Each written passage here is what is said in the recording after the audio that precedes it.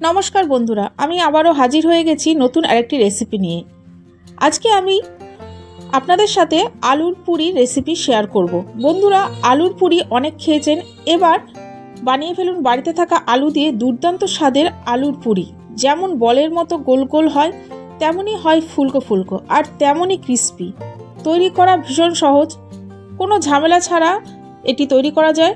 ফলে যখন তখন খুশি বাড়িতে থাকা আলু দিয়ে এই আলুর পুরি বানিয়ে সকলকে খুশি করে দেওয়া যাবে। আশা করি আজকের এই রেসিপিটি আপনাদের খুব ভালো লাগবে। ভালো লাগলে প্রথম থেকে শেষ পর্যন্ত দেখার অনুরোধ রইল। আর বন্ধুরা, ভিডিওটি দেখা শুরু করার আগে অবশ্যই একটা লাইক দিয়ে দেবেন। তাহলে চলুন আর দেরি না করে ঝটপট দেখে নিই আজকের এই রেসিপিটি। বন্ধুরা, এই রেসিপিটি করার জন্য প্রথমে আমি নিয়ে নিয়েছি 1 কাপ আটা। আপনারা এটা ময়দা দিয়েও করতে পারেন, আমি আটা দিয়ে করছি। এর মধ্যে দিয়ে দিলাম 1/2 চামচ মতো কালো জিরে, আর দিয়ে দিচ্ছি স্বাদ মতো লবণ, সামান্য চিনি,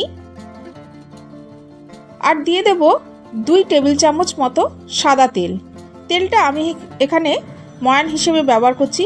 এবার এই আটাটাকে তেলের সাথে খুব ভালোভাবে ঘষে ঘষে মিলিয়ে নিতে হবে। আজকে যদি কোনো নতুন বন্ধু আমার ভিডিওটি দেখতে আসেন, তাহলে অবশ্যই আমার চ্যানেলটিকে সাবস্ক্রাইব করে দেবেন, আর পাশে থাকা বেল বাটনের অল অপশন প্রেস করে দেবেন, যাতে আমার ভিডিওটি আপলোড হওয়া মাত্রই সবার প্রথমে আপনার সামনে পৌঁছে যায়। এবার বন্ধুরা, আমি জল দিয়ে একটা ডো তৈরি করে নেব। রুটি লুচির জন্য যেরকম ডো তৈরি করতে হয় ঠিক সেই রকম। বন্ধুরা, আটার ডোটা আমি তৈরি করে নিয়েছি। এটাকে খুব ভালোভাবে মেখে মেখে মোলায়েম করে নিতে হবে। এরপর আমি এর ওপর দিয়ে একটু তেল মাখিয়ে এটাকে ঢাকা দিয়ে রেস্টে রেখে দেব।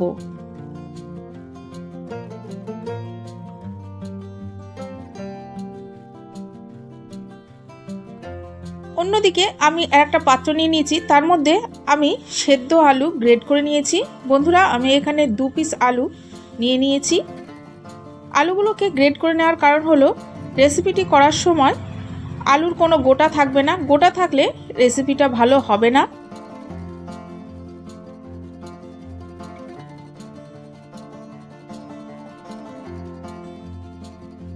দুটো আলুকে আমি গ্রেড করে নিয়েছি।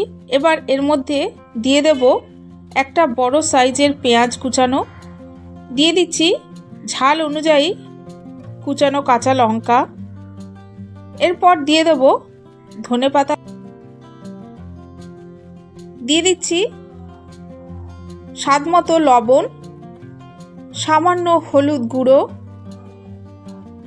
ঝাল অনুযায়ী লঙ্কার গুঁড়ো, রোস্টেড জিরে আর ধনে গুঁড়ো, আর দিয়ে দেবো একটু গরম মশলা গুঁড়ো। সব শেষে দিয়ে দেব 2 চামচ মতো ব্রেড ক্রাম্বস। এবার এগুলোকে আমি খুব ভালোভাবে মেখে নেব।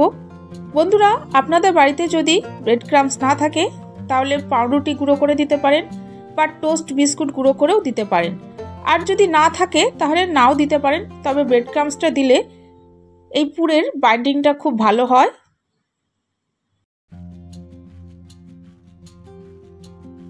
বন্ধুরা, আলুটা আমি মেখে নিয়েছি। এবার আমি 2 হাতের মধ্যে একটু সাদা তেল মেখে নিলাম।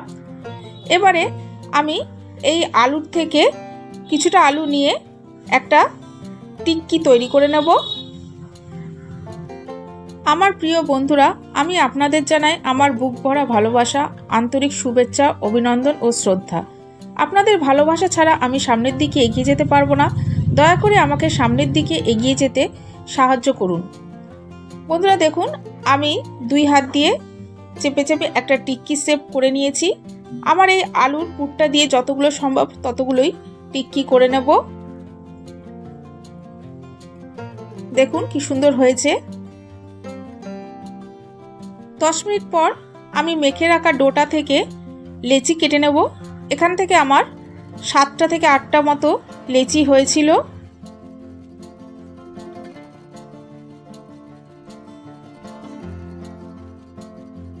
এবার লেচিগুলোকে নিয়ে আমি বড় আকারের লুচির মতো বেলে নেব। তলায় যাতে লেচিগুলো আটকে না যায়, তাই জন্য আমি তেল দিয়ে দিয়েছিলাম।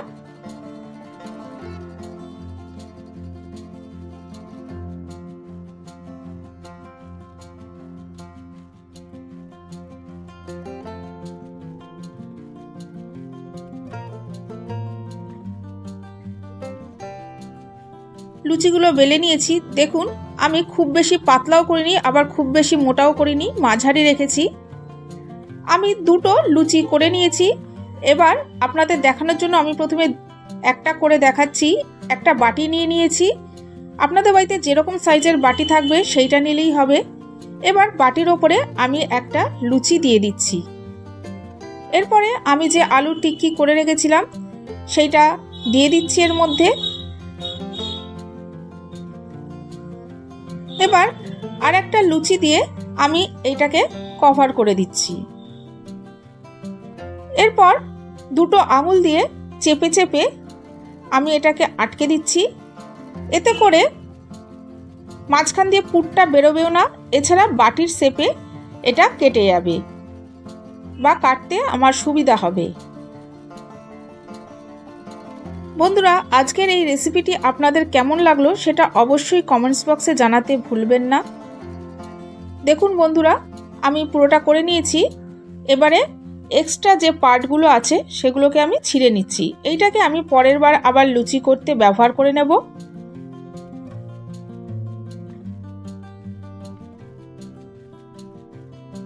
এবারে বন্ধুরা, বাটিটাকে উপর করে দিলেই দেখুন এই পুরিটা বেরিয়ে আসছে। কি সুন্দর বাটির মাপে হয়েছে, দেখতেও কি সুন্দর হয়েছে। এবার আমি চারধারটা একটু চেপে চেপে দিচ্ছি যাতে কোনো জায়গা ফাঁকা না থাকে, ওই ফাঁকা দিয়ে যাতে আলুটা বেরিয়ে না যায়। বন্ধুরা, পুরি তো অনেক খেয়েছেন, একবার এইভাবে বাড়িতে থাকা আলু দিয়ে দুর্দান্ত স্বাদের আলুর পুরি বানিয়ে দেখুন। এগুলোকে আমি ভেজে নেব, তার জন্য আমি আগে থেকে তেল গরম করে রেখেছিলাম। এবার তেলের মধ্যে আমি দিয়ে দিচ্ছি। এই পুরিগুলো দেওয়ার সময় তেলের ফ্লেমটা মাঝারিতে রাখতে হবে। এই পুরিগুলো যেমন বলের মতো গোল গোল হয়, তেমনি ফুলকো ফুলকো হয় আর ভীষণ ক্রিস্পি হয়। তৈরি করাও খুব সহজ, কোনো ঝামেলা নেই। যখন তখন খুশি বাড়িতে থাকা আলু দিয়ে এই স্ন্যাক্সটি বানিয়ে নিতে পারেন। আর এইভাবে আলু পুরি বানিয়ে বাড়ির সকলকে খুশি করেও দেওয়া যাবে। দেখুন আমি বেশ সুন্দর করে দুই পাশ ভালো করে ভেজে নিচ্ছি।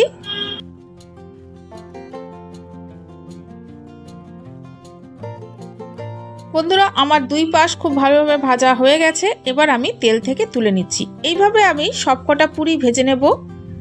আমি আর একটা ভেজে আপনাদের দেখিয়ে দিচ্ছি কি সুন্দর এগুলো ফুলছে আর বলের মতো গোল গোল হয়ে যাচ্ছে। তাহলে বন্ধুরা, আজ আসি। আবার দেখা হবে নেক্সট এপিসোডে নতুন কোনো রেসিপির সাথে। ততক্ষণ ভালো থাকবেন, সুস্থ থাকবেন।